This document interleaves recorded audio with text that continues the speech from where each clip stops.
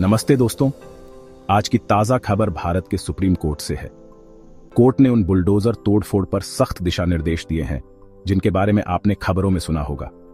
चलिए पूरी बात जानते हैं। तो हुआ क्या है? दरअसल भारत के सुप्रीम कोर्ट ने फैसला सुनाया है कि किसी भी व्यक्ति के घर को, चाहे वह अपराधी हो या दोषी करार दिया गया हो, किसी भी परिस्थिति में गिराया नहीं जा सकता। जी हां, सरकारी अधिकारियों द्वारा मनमानी अब नहीं चलेगी। कोर्ट ने स्पष्ट रूप से कहा कि आप बिना उचित सुनवाई के किसी को दोषी नहीं ठहरा सकते। आइए इन नए दिशा निर्देशों के मुख्य बिंदुओं को समझते हैं। पहला, किसी पर सिर्फ आरोप लगने से उसके घर को बुलडोजर से नहीं तोड़ा जा सकता। आरोपी या दोषी के खिलाफ मनमानी कार्यवाही अब बिल्कुल नहीं चलेगी। कोर्ट ने बुलडोजर तोड़फोड़ की तुलना सामूहिक सजा से की, जो संविधान के तहत बिल्कुल गलत है। दूसरा, उचित सुनवाई के बिना किसी को भी दोषी नहीं माना जा सकता। अधिकारियों को हमेशा निष्पक्षता और कानून का पालन करना होगा। कानून मनमानी नहीं चलने देता और चुनिंदा तोड़फोड़, इससे सत्ता के दुरुपयोग की बड़ी चिंता पैदा होती है। यहां तक कि अपराधों में दोषी ठहराए गए लोगों को भी आपराधिक कानून के तहत सुरक्षा प्राप्त है। किसी के दोषी होने पर भी कानून को नजरअंदाज नहीं किया जा सकता। संवैधानिक लोकतंत्र में नागरिक अधिकारों और स्वतंत्रता की रक्षा की जानी चाहिए। अब प्रक्रियात्मक आवश्यकताओं पर आते हैं।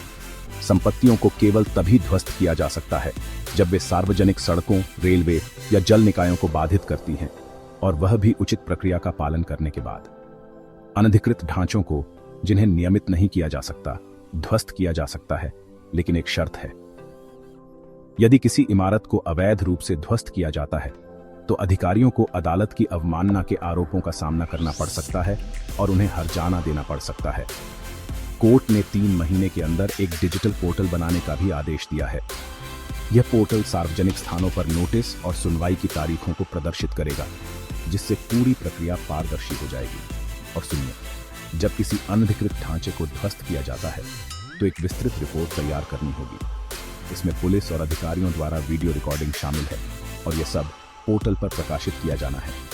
अंत में इन दिशा निर्देशों का उल्लंघन करने वाले किसी भी अधिकारी को संपत्तियों को बहाल करने के लिए जवाबदेह ठहराया जाएगा। यह न्याय और निष्पक्षता की एक बड़ी जीत है। ये नए दिशा निर्देश एक बड़ा कदम है, यह सुनिश्चित करते हुए कि तोड़फोड़ कानूनी और न्यायपूर्ण तरीके से की जाए। वे कानून के शासन को कायम रखने और नागरिक स्वतंत्रता की रक्षा के लिए न्यायालय की अटूट प्रतिबद्धता को दर्शाते हैं। तो लीजिए, भारत का सर्वोच्च न्यायालय अपने नागरिकों के अधिकारों और घरों की रक्षा के लिए बड़े कदम उठा रहा है। अगर आपको यह वीडियो मददगार लगा तो लाइक, शेयर और सब्सक्राइब करना न भूलें। अगली बार तक जागरूक रहें।